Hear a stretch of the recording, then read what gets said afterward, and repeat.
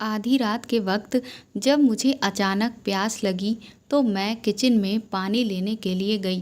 Kitchen दीदी के कमरे के बिल्कुल बगल में थी, इसीलिए मैं जैसे ही किचन से पानी पीकर निकली तभी मुझे कुछ अजीब सी आवाज़ें दीदी के कमरे से आती हुई सुनाई दी और आदत से मजबूर मैंने जब उस तरफ देखा तो दीदी के कमरे का दरवाज़ा हल्का सा खुला हुआ था और फिर मैंने अंदर जो नज़ारा देखा उससे तो मेरे होश ही उड़ चुके थे। दीदी की नौकरानी उस वक्त ऊपर नीचे उसके लंबे खुले बाल लहरा रहे थे। मेरा नाम संजना है। आज जो कहानी मैं आपको सुनाने जा रही हूँ उसे सुनकर आपके होश उड़ जाएंगे। मेरा मंगेतर जिस कंपनी में काम करता था मैंने उसमें नौकरी के लिए अप्लाई किया हुआ था और 2 हफ्ते के अंदर ही मेरा जॉइनिंग लेटर मेरे पास आ गया। मेरा मंगेतर उसी शहर में नौकरी कर रहा था जहाँ पर मेरे दीदी जीजाजी रहते थे। इसीलिए मेरे घर वालों ने मुझसे कहा कि अभी मेरी शादी में कुछ महीने बाकी हैं और तब तक मैं दीदी के साथ ही उनके घर पर रह लेती हूँ और वहीं से अपनी नौकरी जारी रखती हूँ। अपने मम्मी पापा की मुझे ये सलाह बिल्कुल ठीक लगी, इसीलिए मैंने दीदी को फ़ोन करके बता दिया कि मैं उनके घर रहने के लिए आ रही हूँ। इसके बाद मैं उनके घर पहुँच चुकी थी।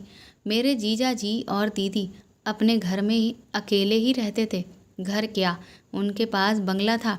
दरअसल वह बंगला उनके पिता ने अपनी एक एक पूंजी जोड़कर बनवाया हुआ था। मेरी दीदी का 8 साल का बेटा शिमला के बोर्डिंग स्कूल में पढ़ता था और यहाँ पर दीदी भी जॉब करती थी और जीजा जी का अपना स्टार्टअप था जिसे उन्होंने अभी कुछ सालों पहले ही अपने दोस्त के साथ मिलकर शुरू किया था। क्योंकि दोनों ही लोग कामकाजी थे इसीलिए उनके घर में एक नौकरानी भी लगी हुई थी। मैं जब वहाँ पहुँची तो मैंने देखा कि उनकी जो नौकरानी थी उसकी भी शादी हो चुकी थी। मैंने उससे पूछा कि तुम्हारा पति क्या करता है, तो वह कहने लगी कि वह राजस्थान की एक फैक्ट्री में काम करता है। थोड़ी देर आराम करने के बाद हम सब बैठकर खाना खाने लगे, लेकिन पता नहीं क्यों मुझे ऐसा लग रहा था कि जैसे दीदी जीजाजी किसी बात से परेशान हैं, क्योंकि वहाँ पर एक अजीब सा सन्नाटा पसरा हुआ था। मैंने इसीलिए मजाक में जीजाजी को चिढ़ाते हुए कहा कि क्या हुआ, क्या आपको मेरा यहाँ आना पसंद नहीं आया। इस पर जीजाजी कहने लगे कि अरे नहीं पागल हो, ऐसी कोई बात नहीं है, वो बस हम लोग दिन रात अपने अपने कामों में इतना व्यस्त रहते हैं कि एक अजीब सा स्ट्रेस हो जाता है। मैंने कहा हाँ, ये तो सही बात है, कॉर्पोरेट की नौकरी करना बहुत ही हैडक वाला काम है, लेकिन आखिर किया भी क्या जा सकता है। थोड़ी ही देर के बाद मैंने देखा कि एक औरत किचन से हमारे लिए खीर बनाकर लेकर आई। मैंने दीदी से पूछा कि ये औरत कौन है, तो दीदी कहने लगी कि ये हमारी नौकरानी सरिता की माँ है। मैंने कहा कि लेकिन सरिता तो यहीं है और वह अपना काम कर रही है, फिर उसकी माँ यहाँ पर क्या कर रही हैं। दीदी कहने लगी कि दरअसल तुम तो जानती हो कि हम दोनों मियाँ बीवी दिन रात अपने काम को लेकर व्यस्त रहते हैं और इस वजह से सरिता जब भी घर का काम करने आई थी तो हमारी टाइमिंग की वजह से बहुत दिक्कत होने लगी थी। जब सरिता घर पर काम करने आती तो अक्सर मुझे अपने ऑफिस जाने में बहुत देर हो रही होती थी। इसीलिए फिर मैंने सोचा कि क्यों ना मैं सरिता को यहीं रहने के लिए बोल देती हूँ। वैसे भी घर तो पूरा दिन खाली ही बना रहता है और फिर इस घर में रहने के जगह की कोई कमी तो है नहीं। इसलिए मैंने सरिता और उसकी माँ को भी यहीं पर रहने के लिए एक कमरा दे दिया है। अब ये लोग परमानेंट यहीं पर रहते हैं और मुझे भी कोई फिक्र नहीं होती है। मैंने उस वक्त सरिता के सामने तो दीदी से यही कह दिया कि हाँ, आपने ये अच्छा किया, लेकिन जब बाद में दीदी मेरे कमरे में मुझसे बातें करने के लिए आईं तो मैंने उनसे कहा कि दीदी वैसे तो कोई बात नहीं, आपने सरिता को और उसकी माँ को घर में रहने की जगह दी, ये बहुत अच्छी बात है, पर सरिता को अभी आपके घर में काम करते हुए सिर्फ 2 साल ही तो हुए हैं और आपने सिर्फ 2 साल के विश्वास पर उसे घर में रहने की इजाज़त दे दी। आप और जीजा जी तो घर से चले जाते हैं, फिर आपकी पीठ के पीछे घर पर क्या होता है क्या नहीं, इसके बारे में आपको क्या और कैसे पता चलेगा।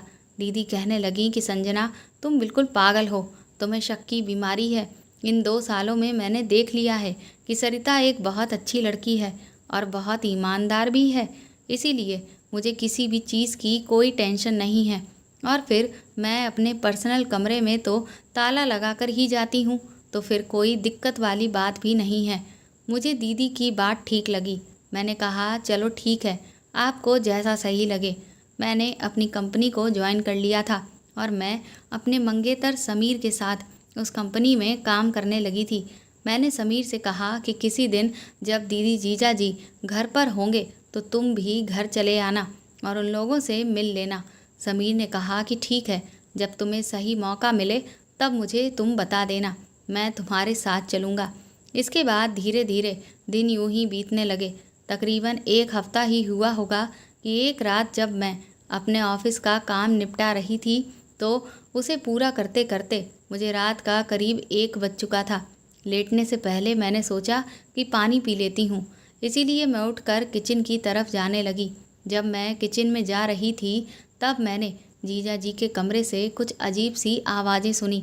उन आवाज़ों को सुनकर मेरा दिल बड़ी ज़ोरों से धड़का। मैं चुपचाप किचन में चली गई और पानी पीकर जैसे ही बाहर निकली कि वह आवाज़ें और तेज़ हो चुकी थी, जिसे मुझे बिल्कुल भी रहा नहीं गया। मैंने जब पलटकर दीदी के कमरे की तरफ देखा तो दरवाज़ा हल्का सा खुला हुआ था। मैंने जैसे ही एक हल्की सी नज़र उस तरफ डाली तो मुझे बहुत ही हल्की सी एक झलक दिखाई दी, जिससे मेरे पूरे शरीर में सिहरन सी दौड़ गई और मेरा मन मचल उठा। मैं तुरंत ही शर्मा कर भाग अपने कमरे में आ गई। मैं मन ही मन सोचने लगी कि दीदी भी ना बिल्कुल पागल है, ये सब भी कोई दरवाज़ा खोलकर करता है। उन्हें कम से कम इतना ध्यान तो रखना चाहिए कि वह दरवाज़ा बंद कर लें। फिर मुझे लगा कि शायद उन्हें शुरू से दरवाज़ा बंद करने की आदत नहीं होगी, क्योंकि अब तक तो वह घर में अकेली ही रहती आई थी और इसीलिए उन्होंने इस बात पर ध्यान नहीं दिया। खैर जो भी हो, पर इन सब चीज़ों से मेरे मन में बुरी तरह से हलचल सी पैदा होने लगी थी और मुझे अपने मंगेतर समीर की याद सताने लगी।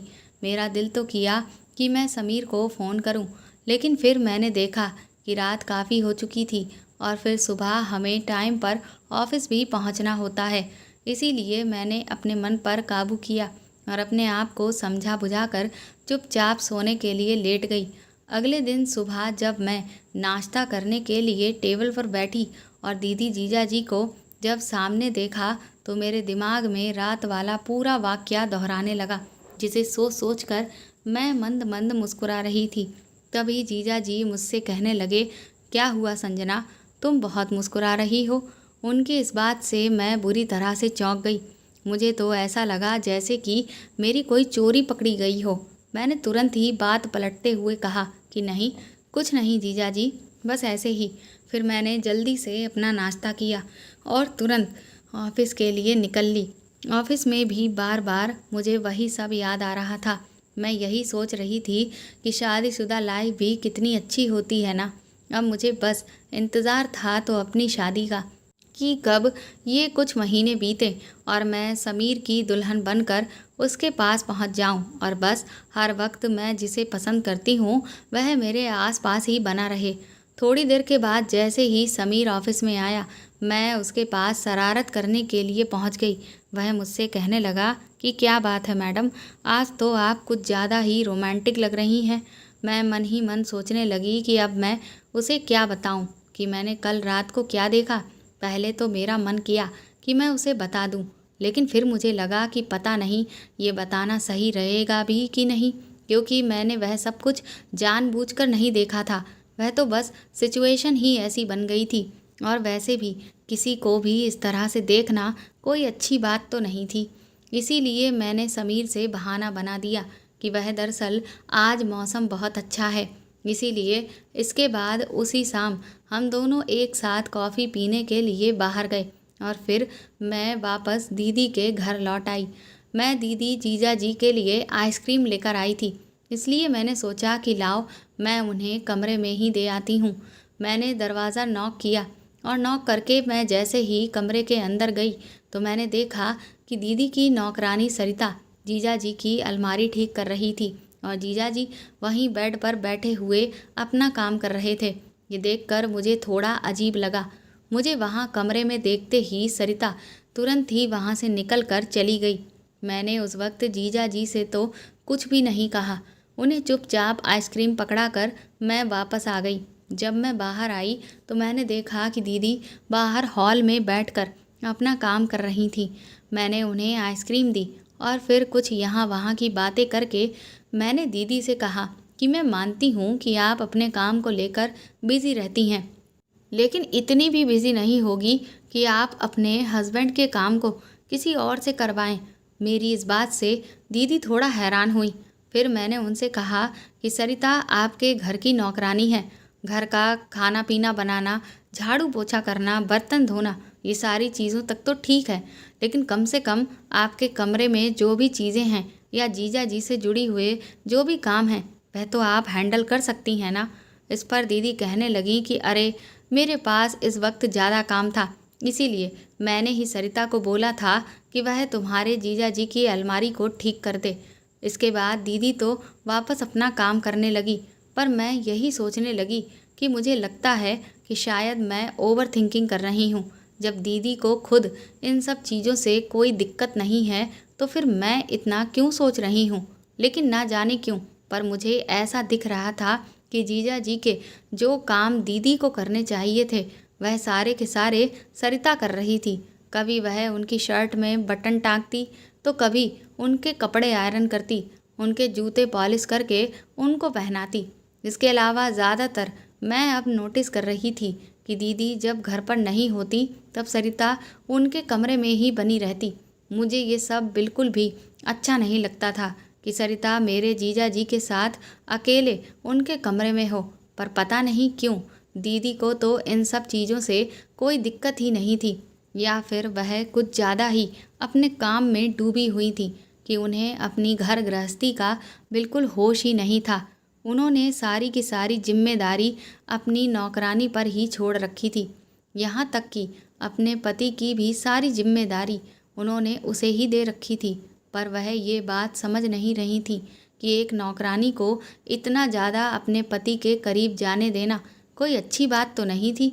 पर 2-3 बार मेरे टोकने के बावजूद भी उन पर तो मेरी बात का कोई असर ही नहीं हुआ, बल्कि उल्टा उन्होंने कोई ना कोई बात घुमाकर मेरा ही मुंह बंद कर दिया था। लेकिन मुझे ये सब बिल्कुल भी पसंद नहीं आ रहा था। इसीलिए कई बार जब मैंने सरिता को जीजा जी के बहुत ज़्यादा करीब देखती तो फिर उसे मैं खुद टोक दिया करती थी और उसे दूसरे काम बता देती थी ताकि वह उनके आसपास से हट जाए। मुझे ऐसा लगता था कि शायद जीजा जी भी मेरे मन में जो भी चल रहा है उसे अच्छी तरह से समझ रहे हैं, इसीलिए वह मेरे सरिता को टोकने से अक्सर सहम जाया करते थे। लेकिन एक दीदी थी जिसके कान पर कोई जूं ही नहीं रेंग रही थी। मुझे समझ नहीं आ रहा था कि आखिर मेरी बहन को हो क्या गया है। मेरे पास जब माँ का फ़ोन आया तो 1-2 बार तो मेरा जी चाहा कि मैं उनसे ये बात कहूँ ताकि वह दीदी को समझाए, लेकिन फिर मुझे लगा कि कहीं दीदी ये ना सोचे कि मैं उनकी चुगली माँ से कर रही हूँ और छोटी सी बात का बतंगड़ बना रही हूँ। इसीलिए बस यही सब सोचकर फिर मैंने माँ से कुछ भी नहीं कहा। इसी तरह से एक रात जब मैं पानी पीने के लिए किचन में गई तो मुझे फिर से दीदी के कमरे से ठीक उसी तरह की आवाज़ें सुनाई दे रही थी। इस बार मैंने सोच लिया था कि मैं दीदी के कमरे में झांक कर नहीं देखूंगी, लेकिन कहते हैं ना कि इंसान को जो काम नहीं करना चाहिए वह तो वह ज़रूर ही करता है। और इसीलिए जब मैं किचन से बाहर निकली तो ना चाहते हुए भी मेरी नज़र अपने आप ही दीदी के कमरे की तरफ गई और आज भी उनके कमरे का दरवाज़ा खुला हुआ था। लेकिन जैसे ही मैंने आज अंदर देखा मेरे पैरों तले से ज़मीन ही निकल गई थी, क्योंकि आज मुझे हल्की सी झलक नहीं बल्कि पूरा दिख रहा था। और जो सामने शख्स था वह मेरी दीदी नहीं बल्कि दीदी की नौकरानी सरिता थी। मेरे तो हाथ पैर कांपने से लगे थे और पसीना आने लगा। मैं यही सोचने लगी कि सरिता दीदी के कमरे में इतनी रात में ये सब क्या कर रही है, और क्या वह जीजा जी हैं या फिर कोई और फिर मेरी दीदी कहाँ गई। मुझे तो कुछ भी समझ में नहीं आ रहा था। मेरा सर बुरी तरह से घूमने लगा। यही सब सोचते हुए मैं यहाँ वहाँ दीदी को देखने लगी। तभी मेरी नज़र सीढ़ियों पर पड़ी। वहाँ पर छत की रोशनी आ रही थी। मुझे लगा कि क्या दीदी छत पर है। यही सोचती हुई मैं छत पर पहुँची तो वहाँ पर मैंने जो देखा उससे मेरे होश उड़ चुके थे। वाकई में मेरी दीदी छत के झूले पर लेटी हुई थी। इसका मतलब मैंने जो कुछ भी अभी तक देखा वह बिल्कुल सच था। मेरी दीदी तो जीजा जी के साथ थी ही नहीं, बल्कि जीजा जी के साथ तो इस वक्त सरिता थी। लेकिन ना जाने क्यों मुझे यकीन ही नहीं हो रहा था। इसीलिए मैं तुरंत ही भागकर एक बार फिर से दीदी के कमरे के पास गई। पर जैसे ही मैं वहां पहुंची तो वहां तो कमरे का दरवाज़ा बंद था और दरवाजे के नीचे से कमरे में लाइट जलने की वजह से जो रोशनी आ रही थी वह अब बंद थी। यानी कमरे में बिल्कुल अंधेरा पड़ा था। मैं तुरंत ही दौड़कर सरिता के कमरे की तरफ गई और जब मैंने बहुत ही हल्के हाथ से उसके कमरे का दरवाज़ा खोला तो वह तो बड़े ही आराम से अपनी माँ के साथ सो रही थी। अब तो मैं अपना सर पकड़कर वहीं बैठ गई। मुझे समझ नहीं आ रहा था कि ये मुझे क्या हो गया है। मैं वापस अपने कमरे में आ गई। मैं यही सोचने लगी कि क्या मैं सरिता को लेकर इतना ज़्यादा शक कर रही हूँ कि अब मुझे इस तरह की चीज़ें सामने से दिखने लगी हैं। कहीं मेरा दिमाग खराब तो नहीं हो गया, कहीं मैं पागल तो नहीं हो रही हूँ। मुझे अभी भी अपनी आंखों पर यकीन नहीं हो रहा था कि मैंने जो कुछ भी देखा वह वाकई में सच था या फिर झूठ। क्या उस दिन मैंने जो कुछ दीदी के कमरे में देखा था वही सब आज मेरे दिमाग में घूम रहा था। लेकिन क्योंकि मैं सरिता को लेकर शक करती रहती हूँ इसीलिए मुझे सरिता दिख रही थी। लेकिन फिर दीदी तो छत पर ही लेटी हुई थी। फिर वह सब क्या था? मेरे दिमाग में इतनी उलझन पैदा हो चुकी थी कि मुझे कुछ भी समझ में नहीं आ रहा था। इसीलिए मैंने खुद को बहुत अच्छे से समझाया और चुपचाप लेट कर सो गई। पर सुबह जब मैं उठी तो मेरी आंखें बुरी तरह से सूजी हुई थीं क्योंकि मैं ठीक से सो ही नहीं पाई थी। दीदी ने मुझसे पूछा कि मुझे क्या हुआ है तो मैंने उनसे कहा कि वो काम के स्ट्रेस की वजह से ठीक से नींद नहीं आई, बस इस वजह से आंखें सूज गईं। पर रात में मुझे जो भी दिखा था, चाहे वह वहम था या सच्चाई, वह पूरा वाकया मेरे दिमाग से निकल ही नहीं रहा था। ऑफिस पहुंची तब भी मैं बहुत परेशान थी। समीर ने भी मुझसे पूछा कि आखिर बात क्या है कि मैं आज इतना उलझन भरी नज़र आ रही हूँ। पहले तो दिल चाहा कि मैं उसे बताऊं, लेकिन फिर मैंने सोचा कि वह ना जाने मेरे बारे में क्या सोचेगा कि मैं इतना ज़्यादा अपने जीजा जी और उनकी नौकरानी पर शक कर रही हूँ कि मुझे सब कुछ अपनी आंखों से वह सब रियल लगने लगा और कहीं समीर मुझे पागल ना समझने लगे। इसीलिए मैंने उस वक्त उससे कुछ भी नहीं कहा। पर मैंने खुद को समझाया कि अब मैं जीजा जी और सरिता पर बहुत ज़्यादा ध्यान नहीं दूंगी क्योंकि जब दीदी को इन सब चीज़ों से कोई दिक्कत नहीं है तो फिर मैं अपना दिमाग इतना क्यों चला रही हूँ कि इस तरह का पागलपन मेरे जहन में आने लगे। इधर अभी 2-3 दिन ही बीते थे कि एक रात मैं जब किचन में पानी पीने के लिए गई तो उस दिन भी मैंने वही नज़ारा देखा जो अभी कुछ दिन पहले देखा था। मैंने तुरंत ही अपनी आंखों को मला और एक बार फिर से ध्यान से जब दीदी के कमरे में देखा तो मुझे सरिता ही नज़र आई। उसके खुले बाल हवा में लहरा रहे थे और उस वक्त मैं उसे जिस तरह से देख रही थी मेरी तो जैसे सांसें ही थम चुकी थीं। मैंने अपने आप को हल्के से थप्पड़ भी मारे ताकि मैं ये महसूस कर सकूं कि मैं ये सच देख रही हूँ या फिर ये मेरा कोई वहम है। पर वह मेरा वहम नहीं था। मेरे सामने सरिता ही थी जो जीजा जी के साथ थी। मैं तुरंत ही दीदी को ढूंढने के लिए इधर उधर भागी। तभी मुझे याद आया कि उस दिन भी मैंने दीदी को छत पर देखा था। इसीलिए मैं तुरंत दौड़कर छत पर गई। पर छत पर आज मुझे दीदी कहीं भी नज़र नहीं आई। इसीलिए मैं वापस नीचे आने लगी। पर जैसे ही मैं वापस आने के लिए पलटी तभी मुझे दीदी के स्लीपर्स छत पर बने हुए कमरे के बाहर उतरे हुए नज़र आईं।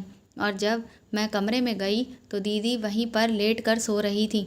मैंने उन्हें झकझोरते हुए उठाया और उनसे कहा कि आप यहाँ पर इतने आराम से सो रही हैं और आपको खबर भी है कि आपकी पीठ के पीछे क्या हो रहा है। आप इतनी लापरवाह कैसे हो सकती हैं?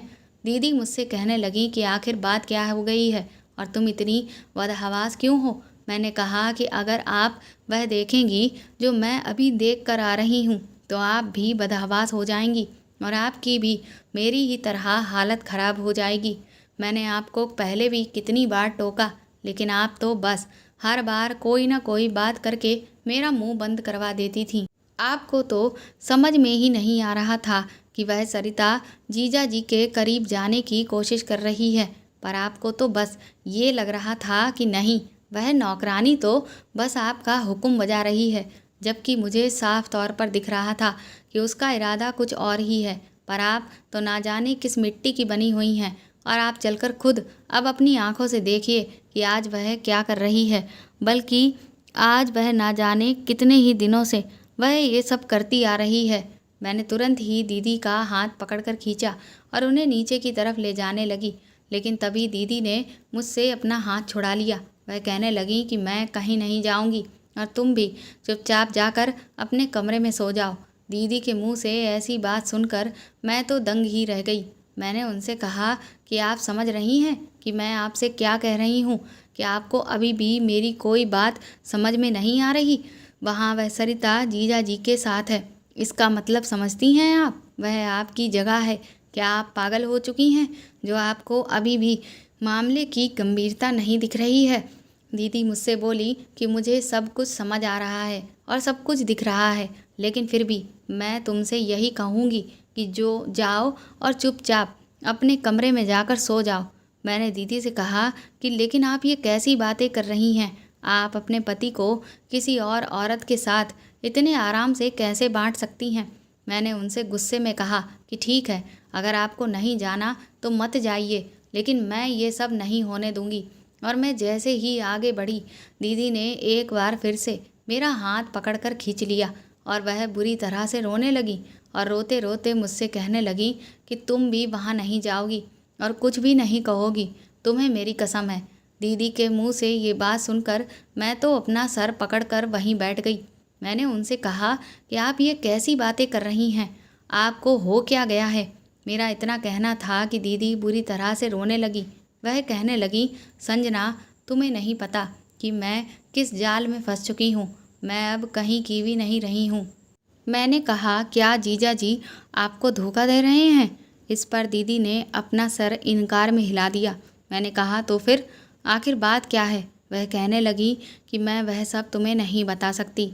मैं तुम्हारे आगे हाथ जोड़ती हूँ, तुम इस सब से दूर रहो। जो जैसा चल रहा है चुपचाप वैसा चलने दो। मैंने दीदी को अपनी कसम खिलाते हुए कहा कि अगर आपने मुझे सब कुछ सच सच नहीं बताया तो मैं कल सुबह ही आपका घर छोड़कर चली जाऊंगी और फिर कभी भी दोबारा पलटकर आपका मुंह भी नहीं देखूंगी। मेरी इस बात से दीदी बुरी तरह से शॉक्ड रह गईं। फिर वह कहने लगी कि देखो संजना, ऐसी बातें मत करो। तुम्हें नहीं पता कि तुम्हारी बहन इस वक्त कितनी बड़ी मुसीबत में है। मैंने कहा, अगर मेरी बहन मुझे अपना मानती है तो मुझे अपनी मुसीबत का हिस्सा बनाएगी ताकि मैं उसकी मुसीबत दूर कर सकूं। दीदी कहने लगी कि ये मुसीबत कोई भी दूर नहीं कर सकता। मैंने कहा कि आप एक बार मुझे अपनी परेशानी बताकर तो देखिए। इसके बाद दीदी ने कहा कि ये आज से कुछ महीनों पहले की बात है। तुम्हारे जीजा जी को उन्होंने जो स्टार्टअप शुरू किया था उसमें बहुत ज़्यादा घाटा हो चुका था और उन्होंने जो शेयर खरीद रखे थे वह भी काफ़ी नीचे चले गए थे, जिस वजह से वह बहुत ज़्यादा परेशान रहने लगे और धीरे धीरे वह डिप्रेशन का शिकार होने लगे, जिससे उन्होंने हद से ज़्यादा शराब पीना शुरू कर दिया था। मैंने उन्हें कई बार समझाया, लेकिन उन्हें तो मेरी कोई भी बात समझ में ही नहीं आ रही थी। हमारी जो थोड़ी बहुत प्रॉपर्टी थी वह भी सारी बिक गई, क्योंकि तुम्हारे जीजा जी ने अपने स्टार्टअप को शुरू करने के लिए काफ़ी सारा लोन ले रखा था, जिस वजह से हम कर्ज में डूबते चले जा रहे थे। और इधर मेरी सैलरी भी बस इतनी ही थी कि जिससे घर बस ठीक ठाक ही चल सके। इस बीच मुझे अपने ऑफिस के काम की वजह से शहर से 2 दिन के लिए बाहर जाना पड़ा और जब मैं लौट कर आई तो मैंने देखा कि तुम्हारे जीजा जी फूट फूट कर रो रहे थे। मैंने उनसे जब उनके रोने की वजह पूछी तो उन्होंने मुझे जो वजह बताई उससे तो मेरे होश ही उड़ चुके थे। उन्होंने मुझे पहले तो कुछ तस्वीरें दिखाईं। उन तस्वीरों में उनके साथ में सरिता थी और वह जिस हालत में थे उसे देखकर मैं समझ चुकी थी कि आखिर मेरी पीठ के पीछे क्या हो चुका था। मैंने तुम्हारे जीजा जी को बहुत खरी खोटी सुनाई थी और 2-4 थप्पड़ भी जड़े कि उन्होंने मेरी पीठ के पीछे मेरे साथ धोखा किया। पर वह हाथ जोड़कर मुझसे बार बार माफ़ी मांग रहे थे। वह कहने लगे कि मैं ये सब कब और कैसे कर बैठा, मुझे कुछ पता ही नहीं चला, मुझे कुछ भी याद नहीं, क्योंकि मैंने इतनी ज़्यादा शराब पी रखी थी कि मुझे किसी भी बात का एहसास ही नहीं हुआ। मैंने तुम्हारे जीजा जी से कहा कि मैंने तो तुम्हें पहले ही मना करा था कि इतनी ज़्यादा शराब पीना बिल्कुल भी ठीक नहीं है, क्योंकि ये नशा आपसे वह सब करवा देता है जो आपको कभी भी नहीं करना चाहिए। और देखो आज इसका नतीजा क्या हुआ। फिर तुम्हारे जीजा जी ने बताया कि सरिता और उसकी माँ ने इन तस्वीरों को खींच लिया है और वह अब मुझे ब्लैकमेल कर रहे हैं। वह लोग इस सब के बदले में 50 लाख रुपए मांग रहे हैं। 50 लाख रुपए जितनी बड़ी रकम सुनकर मेरे तो पैरों तले से ज़मीन ही निकल गई, क्योंकि उस वक्त 50 लाख तो छोड़ो, हम लोग 2 लाख रुपए भी अरेंज करने की स्थिति में नहीं थे। पहले तो हमें कुछ भी समझ में नहीं आया, लेकिन इधर सरिता की माँ हमारे घर आ पहुँची और फिर उसने हमें पुलिस की धमकी दी। कहने लगी कि अगर 2 दिन के अंदर अंदर हम लोगों ने उनकी मुँह मांगी रकम नहीं दी तो फिर वह यह तस्वीर लेकर पुलिस स्टेशन पहुंच जाएंगी और फिर तुम्हारे जीजा जी को जेल हो जाएगी। जेल का नाम सुनते ही मेरे और तुम्हारे जीजा जी दोनों के ही होश उड़ चुके थे। वह बार बार मेरे आगे हाथ जोड़कर गिड़गिड़ाने लगे कि मैं कुछ भी करके उन्हें इस मुसीबत से बचा लूं, जो भी हो। लेकिन मैं अपने पति से बहुत प्यार करती थी। भले ही उन्होंने मुझे धोखा दिया था, लेकिन वह उसकी मुझसे माफ़ी मांग रहे थे और बार बार कह रहे थे कि उन्होंने जो कुछ भी किया है वह नशे की हालत में किया है, उनका कोई भी गलत इरादा नहीं था। इधर मेरा जी तो चाह रहा था कि मैं तुम्हारे जीजा जी को तलाक दे दूं, लेकिन फिर मुझे अपने बेटे अर्नब का बार बार ख्याल आ रहा था कि अगर मैंने तलाक ले लिया तो मेरे बेटे के भविष्य और उसकी मानसिक स्थिति पर क्या असर पड़ेगा, क्योंकि मैंने देखा है जिन बच्चों के माँ बाप का तलाक हो जाता है वे बच्चे बेचारे एक बहुत ही बुरी स्थिति से गुजरते हैं। और मैं अपने बच्चे की ऐसी हालत नहीं देख सकती थी और ना ही उसे ऐसे हालातों में डाल सकती थी, इसलिए मैंने सारे हालातों से समझौता कर लिया। हमारे पास तो अब कोई ऐसी प्रॉपर्टी भी नहीं बची थी जिसे बेचकर हम सरिता की माँ की शर्त को पूरा कर पाते। तुम्हारे जीजा जी ने इस सब से अपनी जान छुड़ाने के लिए उससे कहा कि हम ये बंगला बेच देते हैं, जिससे इस मुसीबत से हम बच जाएंगे। लेकिन अगर हम ये बंगला बेच देते तो हम सड़क पर आ जाते और फिर तो हमारे सर से छत भी छिन जाती। फिर हम लोग कहाँ जाते, और इस महंगाई के दौर में किराए पर रहना तो बहुत ही ज़्यादा मुश्किल था। मैंने सोचा कि मैं एक बार सरिता की माँ से बात करके देखती हूँ। इसीलिए हम जब उसके घर बात करने के लिए गए और अपनी पूरी स्थिति बताई, मैंने उसके आगे हाथ जोड़कर कहा कि वह हमसे कुछ कम पैसे ले ले, तो उसने हमारे सामने जो शर्त रखी उससे हम दोनों पति पत्नी दंग रह गए। सरिता की माँ ने कहा कि अगर हम उन्हें पैसे नहीं दे सकते तो कोई बात नहीं, वह हमसे 1 रुपया भी नहीं लेंगी, लेकिन शर्त यह है कि तुम्हारे जीजा जी को सरिता से शादी करनी पड़ेगी। सरिता की माँ की शर्त ने हमें हिला कर रख दिया था। तुम्हारे जीजा जी ने तो साफ इनकार कर दिया कि वह ऐसा कुछ भी नहीं करेंगे। उन्होंने ठान लिया कि वह अब इस बंगले को बेचकर इस रकम को चुकाएंगे और इस सब से अपनी जान छुड़ा लेंगे। लेकिन मुझे फिर यही ठीक लगा कि अगर तुम्हारे जीजा जी सरिता से शादी कर लेते हैं तो हमारे सर पर जो भी तलवार मुसीबत की लटक रही है वह हट जाएगी और हमारा घर भी नहीं जाएगा। इस वजह से मैंने तुम्हारे जीजा जी और सरिता की शादी मंदिर में करवा दी और तब से सरिता और उसकी माँ यहाँ हमारे घर पर ही रह रही है। और तुम मुझसे बार बार कहती थी ना कि सरिता जीजा जी के इतना करीब जाती है और मुझे कोई फ़र्क क्यों नहीं पड़ता। फ़र्क इसीलिए नहीं पड़ता क्योंकि अब असल में तो सरिता तुम्हारे जीजा जी की पत्नी है और तुम्हारे जीजा जी ने उसके साथ जो भी किया उससे मेरे दिल में अब उनकी जगह बहुत ही कम हो गई है। इसीलिए मुझे कोई फ़र्क नहीं पड़ता कि वह आदमी क्या कर रहा है और क्या नहीं कर रहा है। दीदी की पूरी कहानी सुनकर मैं दंग रह गई थी। मुझे तो अभी भी यकीन नहीं आ रहा था कि इतना सब कुछ हो गया। मैंने दीदी से कहा कि आपने ये बात मुझे पहले क्यों नहीं बताई। तो दीदी कहने लगी कि क्या बताती मैं तुम्हें, ये कि तुम्हारे जीजा जी का चरित्र खराब है। मैंने दीदी से कहा कि लेकिन आप 100% ये बात कैसे कह सकती हैं कि जीजा जी ने सरिता के साथ कुछ ऐसा वैसा किया ही था। आपने सिर्फ तस्वीरें ही तो देखी थी, और फिर जीजा जी जब खुद कह रहे हैं कि उन्हें इस बारे में कुछ भी याद नहीं क्योंकि वह बहुत नशे में थे, तो फिर आपने सिर्फ सरिता की बात पर यकीन कैसे कर लिया? क्या आपने उन दोनों की कोई जांच कराई थी? दीदी कहने लगी कि जांच कराने का मतलब तो ये था कि खुद ही पुलिस को दावत देना, और मैं इतनी बड़ी बेवकूफ़ नहीं थी। पुलिस से बचने के लिए ही तो मैंने इतनी बड़ी कुर्बानी दी थी, तो फिर मैं भला जांच क्यों करवाती? मैंने दीदी से कहा कि तो फिर मुझे वह आप तस्वीरें दिखाइए। मैंने जब दीदी के फ़ोन में जीजा जी और सरिता की वह तस्वीरें देखी तो मुझे उन्हें देखकर साफ ऐसा लग रहा था कि ये तो कोई भी आराम से किसी को बेवकूफ़ बनाने के लिए कर सकता है। मैंने दीदी से कहा कि आपने इन तस्वीरों पर यकीन कैसे कर लिया? दीदी कहने लगी कि मतलब? फिर मैंने उन्हें अपने साथ लेटने को बोला और ठीक जैसी वह तस्वीर थी वैसे ही अपने ऊपर कंबल डालकर दीदी को दिखाया और उनसे कहा कि ऐसे तो मैं भी आपके साथ एक झूठी तस्वीर खींच सकती हूँ। आप खुद इस तस्वीर में देखिए कि जीजा जी आराम से सो रहे हैं, तो ऐसे तो कोई किसी के भी साथ जब वह नींद में सो रहा हो फ़ोटो खींच कर दिखा सकता है और सामने वाले के दिमाग में भ्रम डाल सकता है कि उनके बीच कुछ हुआ है। मैंने कहा क्योंकि मैं जीजा जी को काफ़ी सालों से जानती हूँ, लेकिन मुझे आज तक ऐसा नहीं लगा कि मेरे जीजा जी की नज़र में कोई खोट है। दीदी बोली कि तुम नहीं जानती संजना, ये नशा बहुत बुरी चीज़ होती है। ये दिमाग को इस कदर ख़राब करवा देती है कि इंसान कुछ भी कर गुज़रता है। मैंने कहा मैं मानती हूँ कि आप अपनी जगह सही हैं, लेकिन फिर भी जब तक पूरी सच्चाई सामने नहीं आती मैं इस बात पर यकीन नहीं कर सकती। दीदी ने कहा कि लेकिन अब इस सब में कुछ भी नहीं हो सकता क्योंकि अब तो बहुत देर हो चुकी है, उन दोनों की शादी हो चुकी है, इसीलिए जो जैसा चल रहा है चुपचाप वैसा ही बना रहने दो। मैंने दीदी से कहा कि आपको जो करना था वह आप कर चुकी हैं और अब मुझे जो करना है वह मैं अपने तरीके से करूँगी, और इस सब में आप अब मुझसे कुछ भी नहीं बोलेंगी।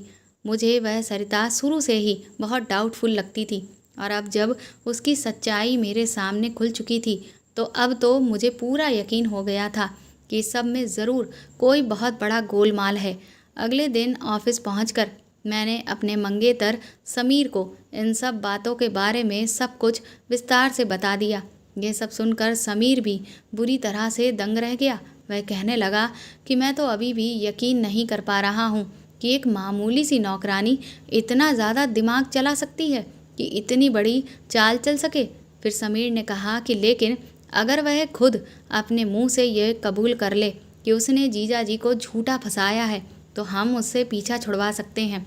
मैंने समीर से कहा कि लेकिन आखिर ये कैसे होगा कि वह खुद ही अपने किए को अपने मुंह से कबूल करे। इसके बाद समीर और मैं बहुत देर तक सोचते रहे। फिर समीर ने मुझे एक प्लान बताया जो वाकई में मुझे कारगर लग रहा था, और ऐसा लग रहा था कि अगर ये प्लान वर्क कर गया तो लगे हाथ जीजा जी का उस सरिता से तलाक भी हो जाएगा। मैंने समीर से कहा कि तो फिर जल्दी ही हम अपनी इस प्लानिंग को शुरू करते हैं। अगले ही हफ्ते समीर जीजा जी के घर आया, मेरा मंगेतर बनकर नहीं बल्कि उनका पड़ोसी बनकर। मैंने दीदी और जीजा जी को साफ पहले ही बोल दिया था कि वह समीर को बिल्कुल भी नहीं पहचानेंगे, बल्कि ऐसे ही दिखाएंगे कि जैसे उन्होंने उसे कभी नहीं देखा। उन्होंने भी मेरी इस बात में हामी भर दी थी। समीर जब घर आया तो उसने सबके सामने यही बोला कि वह हमारा नया पड़ोसी है और 2 दिन पहले ही लंदन से लौटा है और उसने हमारे बंगले के सामने वाला बंगला खरीदा है। वह यहाँ पर नया है, किसी को भी नहीं जानता है, और इसीलिए पड़ोसी होने के नाते और ये बंगला खरीदने की खुशी में वह हम लोगों को मिठाई खिलाने के लिए आया है। समीर ने सरिता और उसकी माँ के सामने बिल्कुल इस तरह से दिखाया कि वह बंगला खरीदने की खुशी में हम लोगों को मिठाई खिलाने के लिए आया है। समीर ने सरिता और उसकी माँ के सामने कहा कि वह एक करोड़पति बाप की इकलौती औलाद है और उसके पिता का देहांत कुछ महीनों पहले ही हो गया था, इसीलिए वह यहाँ का सारा बिजनेस संभालने के लिए वापस इंडिया आ चुका है और उसकी माँ तो काफ़ी सालों पहले ही मर चुकी है और अब वह इस दुनिया में अकेला है और पूरी जायदाद का इकलौता मालिक है। समीर ने जीजाजी से कहा कि उसे एक भरोसेमंद नौकरानी की ज़रूरत है जो उसके घर का सारा काम अच्छे से संभाल सके, क्योंकि वह यहाँ पर नया है और वह किसी को भी नहीं जानता, तो वह किसी को भी यूं ही अपने घर पर नहीं रख सकता। इस बात पर जीजाजी के बोलने से पहले ही सरिता की माँ ने कहा कि उनकी बेटी सरिता जीजाजी के यहाँ पर काफ़ी सालों से काम कर रही है और वह समीर के घर पर भी आराम से काम कर सकती है। सरिता की माँ ने मेरी प्लानिंग को और भी ज़्यादा आसान कर दिया था। मैं जैसा चाहती थी ठीक वैसा ही हुआ और अगले ही दिन से सरिता ने समीर के घर जाना शुरू कर दिया। मैं अच्छे से जानती थी कि ये माँ बेटी ज़्यादा पैसा देखकर लालच में आ जाएंगी और तुरंत ही अपना शिकार बदल लेंगी और ठीक वैसा ही हुआ। उन्होंने जैसे ही देखा कि अब एक करोड़पति एनआरआई लड़का उनकी झोली में आ गिरने के लिए पहले से ही तैयार बैठा है, तो इस मौके को हाथ से ना जाने दें। जीजाजी के घर के सामने बंगलों को हम लोगों ने पहले ही किराए पर ले लिया था, क्योंकि हमसे पहले भी वहाँ पर कुछ लोग किराए पर ही रहते थे। हमने उस बंगलों में जगह जगह कैमरे लगा दिए थे। इधर सरिता की माँ ने उसे अच्छे से समझा दिया था कि अब उसे समीर को अपने जाल में फंसाना है और सरिता ने ठीक वैसा ही करना भी शुरू कर दिया था। वह छोटी छोटी चीज़ों में समीर के हद से ज़्यादा करीब जाने की कोशिश करती रहती थी और इधर समीर भी उसे खूब मौके दे रहा था ताकि उसे भी ये इशारा मिल जाए कि वह जो समीर से चाहती है समीर भी उससे ठीक वही चाहता है। धीरे धीरे एक महीना बीत गया था और अब समीर और सरिता एक दूसरे से खूब खुलकर हंसी मजाक करने लगे थे और खूब बातें करते थे। समीर ने एक तरह से सरिता को अपनी दोस्त बना लिया था और हद से ज़्यादा उनके बीच करीबी भी आ चुकी थी। इसीलिए अब सरिता का ध्यान जीजाजी पर बिल्कुल भी नहीं था, क्योंकि अब उसे अपना नया मकसद मिल चुका था और अब वह वक्त भी आ चुका था जब हम अपने प्लान को अंजाम देते। जो भी दिन समीर ने सरिता के साथ अब तक बिताए हुए थे उनमें उसने सरिता को एक हाई लाइफ स्टाइल की ऐसी लत लगवा दी थी कि अब उसे वह सब कुछ बहुत पसंद आने लगा था। समीर अक्सर सरिता को अपने साथ पार्टीज़ में और क्लब्स में लेकर जाने लगा था और उसने उसे शराब पीना भी सिखा दिया था और वह उसे बहुत ही अच्छे अच्छे और फैशनेबल कपड़े भी पहनने के लिए दिया करता था। ये सब सरिता को बहुत पसंद आने लगा था। इसीलिए प्लान को अंजाम देने वाले दिन समीर ने सरिता को अपने पास बिठाया और फिर दोनों ने जमकर शराब पी। हालांकि उस वक्त शराब सिर्फ सरिता पी रही थी, समीर सिर्फ शराब को पीने का नाटक कर रहा था। इसके बाद समीर ने सरिता को शादी के लिए प्रपोज कर दिया। ये देखकर सरिता खुशी से फूली नहीं समा रही थी। वह कहने लगी कि मैं खुद तुमसे दिल ही दिल में बहुत प्यार करने लगी थी। पर समीर ने कहा कि लेकिन तुम तो शादीशुदा हो, फिर हम दोनों शादी कैसे करेंगे। सरिता ने कहा कि मैं अपने पति को तलाक दे दूंगी, तुम इसकी बिल्कुल भी फिक्र मत करो। इसके बाद समीर ने कहा कि मैं तुमसे बहुत प्यार करता हूँ और अब एक पल की भी दूरी मुझे तुमसे बर्दाश्त ही नहीं हो रही। धीरे धीरे उनकी बातें बढ़ने लगीं। इसके बाद समीर ने बड़ी बड़ी डींगे हाँकते हुए सरिता के सामने कहा कि तुम्हें पता है मेरे पापा एक करोड़पति इंसान हैं, लेकिन वह अपनी प्रॉपर्टी में मुझे हिस्सा ही नहीं दे रहे थे, क्योंकि मेरी माँ तो काफ़ी सालों पहले ही मर चुकी थी और वह किसी दूसरी औरत से शादी करना चाहते थे और उसके बच्चे को अपना वारिस बनाना चाहते थे। लेकिन मैंने ये सब नहीं होने दिया और मैंने इसीलिए एक दिन अपने पिता को, जब वह शराब के नशे में थे, उन्हें सीढ़ियों से धक्का दे दिया और फिर वह हमेशा हमेशा के लिए भगवान को प्यारे हो गए और ये जायदाद अपने आप ही मेरे नाम पर हो गई और किसी को आज तक मुझ पर शक भी नहीं हुआ। समीर कहने लगा कि ये शराब भी बहुत काम की चीज़ है, ये बड़े से बड़े काम को आसान कर देती है। जब सरिता ने समीर के मुंह से ये बात सुनी तो सरिता खुद कहने लगी कि ये तो तुमने बिल्कुल ठीक कहा, ये शराब वाकई में बड़े से बड़े काम आसान कर देती है। फिर सरिता ने कहा कि मैं भी तुम्हें आज एक बात बताऊं, मैंने भी इसी तरह से एक बहुत बड़े काम को अंजाम दिया था। सरिता ने कहा कि मैं जिस मालिक के यहाँ पहले काम करती थी उस इंसान को भी शराब पीने की बहुत लत थी और इस बात का मैंने फ़ायदा उठाया। मैंने उसकी शराब में नशे की गोली मिला दी जिससे वह पूरी तरह से बेहोश हो गया और फिर मैंने उसके साथ अपनी कुछ ऐसी तस्वीरें खींच ली जिससे उसे ये लगे कि उसने नशे की हालत में मेरे साथ कुछ गलत किया है। और फिर मैंने उसे ब्लैकमेल किया और वह बेवकूफ़ मेरी बात भी मान गया।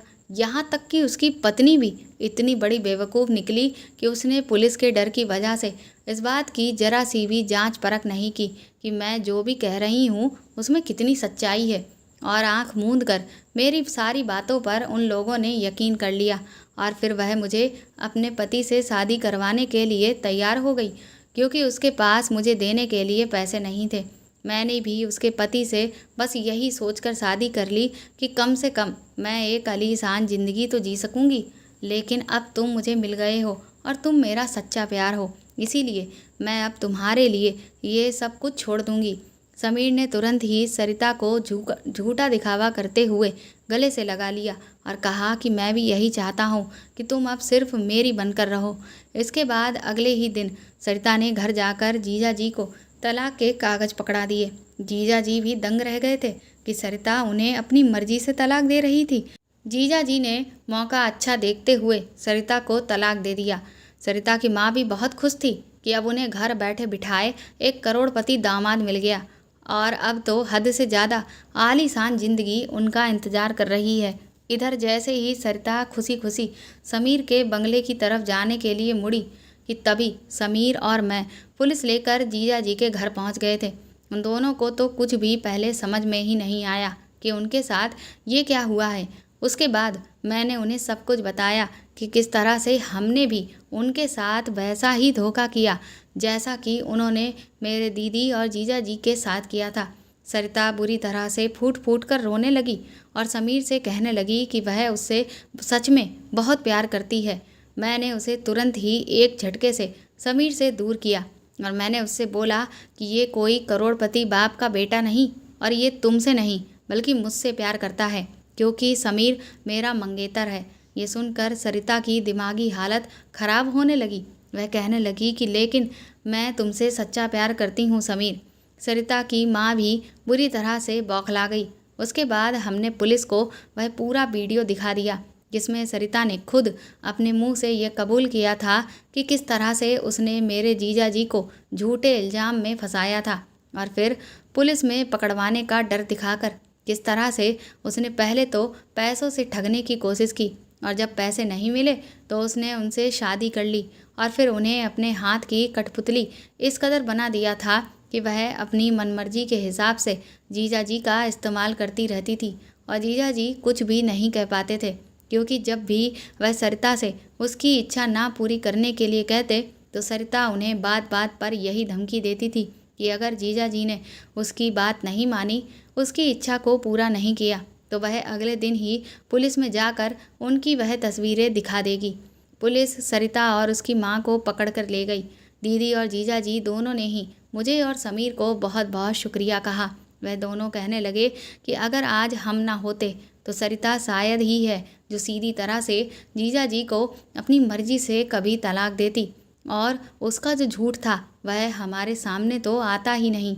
मैंने दीदी से कहा कि मैंने आपसे पहले ही कहा था कि पूरी सच्चाई जाने बिना कभी भी किसी नतीजे पर नहीं पहुंचना चाहिए, लेकिन आपने तो अंधाधुंध उस लड़की पर विश्वास कर लिया। दीदी ने जीजा जी से तुरंत ही माफ़ी मांगी, लेकिन जीजा जी ने भी दीदी से माफ़ी मांगी और कहा कि तुमने मुझे ना जाने कितनी बार शराब से दूर रहने के लिए कहा था, पर मैं तुम्हारी बात एक बार भी नहीं मान रहा था और फिर देखो उसका ही नतीजा ये निकला कि मुझे और तुम्हें इतना सब कुछ झेलना पड़ा। जीजा जी ने दीदी से वादा किया कि वह अब आज के बाद कभी भी शराब को हाथ तक नहीं लगाएंगे, फिर चाहे स्थिति कितनी भी बुरी क्यों ना हो। आज जीजा जी और दीदी एक खुशहाल जीवन जी रहे हैं और जीजा जी ने अपने बिजनेस को एक नए मुकाम पर पहुंचाने के लिए दुगनी मेहनत करना भी शुरू कर दिया है और मेरी समीर से शादी हो गई है और मैं भी अब वह ज़िंदगी उसके साथ जी रही हूँ जो मैं हमेशा से ही जीना चाहती थी। दोस्तों, नशा किसी भी समस्या का हल कभी भी नहीं हो सकता, बल्कि नशे से समस्या और भी ज़्यादा विकट हो जाती है। हमें हमेशा समस्या का समाधान शांति से और सोच समझकर निकालना चाहिए, ना कि अपनी समस्याओं में डूबकर हमें नशे का सहारा लेना चाहिए, क्योंकि नशा हमें ऐसे गलत रास्तों पर भेज देता है जिससे हम अपनी ज़िंदगी बर्बाद कर बैठते हैं। तो दोस्तों, आपको मेरी ये कहानी कैसी लगी मुझे कमेंट करके ज़रूर बताएं और प्लीज़ इस कहानी को ज़्यादा से ज़्यादा शेयर और लाइक करके मेरे चैनल को सपोर्ट करें। साथ ही अगर आप चाहें तो मुझे सुपर थैंक्स भी खरीद कर दे सकते हैं। सुपर थैंक्स का ऑप्शन आपको इस वीडियो के नीचे दिए हुए सभी ऑप्शंस में दिख जाएगा, जो कि हार्ट शेप में बने हुए डॉलर के साइन के तौर पर है। और अगर आप मेरे चैनल पर नए हैं तो सब्सक्राइब करके बेल आइकन को ज़रूर दबा दीजिएगा, ताकि आगे भी मैं आपको ऐसी ही अच्छी कहानियाँ सुनाती रहूँ। Thank you.